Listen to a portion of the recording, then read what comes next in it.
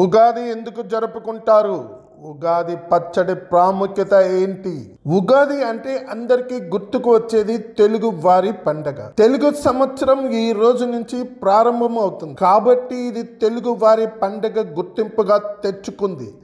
చైత్ర శుద్ధ పాడ్యమి నాడు వచ్చే ఈ పర్వదినానికి ఎంతో ప్రాముఖ్యత ఉంది. ఈ నూతన సంవత్సరంలో రాశి ఫలాలు, గ్రహస్థితులు ఎలా ఉన్నాయో తెలుసుకొని గ్రహశాంతులు లాంటివి జరిపించుకొని సుఖంగా ఉండేందుకు పంచాంగ శ్రావణిని చేస్తారు.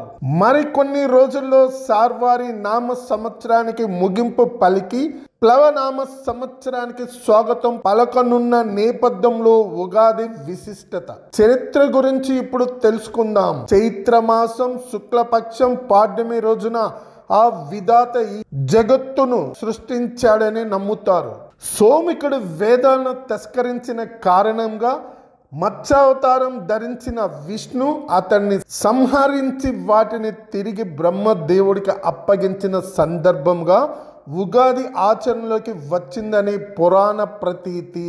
చైత్ర శుద్ధ పాడ్యమి రోజున సూర్యోదయ వేళలో బ్రహ్మదేవుడు సృష్టిని సృష్టించాడని అంటారు. అంటే కాలగణాన్ని గ్రహ, నక్షత్ర, ఋతు, మాస, వర్షాదికులను బ్రహ్మదేవుడు ఆ రోజు వర్తింపజేస్తాడని నమ్మకం.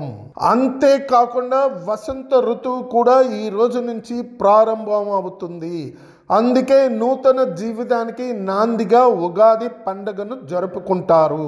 శాలివాహనుడు పట్టాభిక్షుడైన ఈ రోజు ప్రాచ్యాత్యంలోకి వచ్చిందని మరో గాథ ఉంది. ఉగాది, ఇగాది అనే రెండు పదాల వాడుకలు ఉన్నాయి. ఊగ అంటే నక్షత్ర గమనం, నక్షత్ర గమనానికి అది ఉగాది అంటే సృష్టి ఆరంభమైన దినమే ఉగాది. యుగం అనగా ద్వయం లేదా జంట అని అర్థం.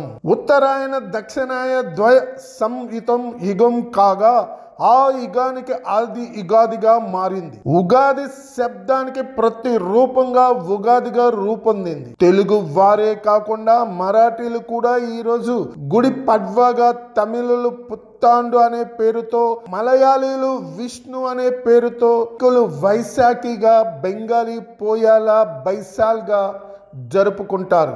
ఉగాది రోజు ముఖ్యమైన వంటకం ఉగాది పచ్చడి. షడ్రుచులు సమ్మేళనం చేసే ఈ పచ్చడి జీవితంలో జరిగే వివిధ అనుభవాలను సూచిస్తుంది. బెల్లం తీపి ఆనందానికి ప్రతీక. ఉప్పు జీవితంలో ఉత్సాహం, రుచికి సంకేతం. వేప పువ్వు చేదు, బాధలను కలిగించే అనుభవాలు. చింతపండు పులుపు, నేర్పుగా వ్యవహరించాల్సిన పరిస్థితులు. పచ్చి మామిడికాయ ముక్కలు, వగరు, కొత్త సవాళ్లు, కారం, సహనం కోల్పోయేటట్లు చేసే పరిస్థితులు. జీవితంలో అన్ని భావనలను చెప్పే భావం ఇందులో ఇమిడి ఉంది. పచ్చడి ఒక్కొక్క పదార్థం ఒక్కో భావానికి, అనుభవానికి ప్రతీక.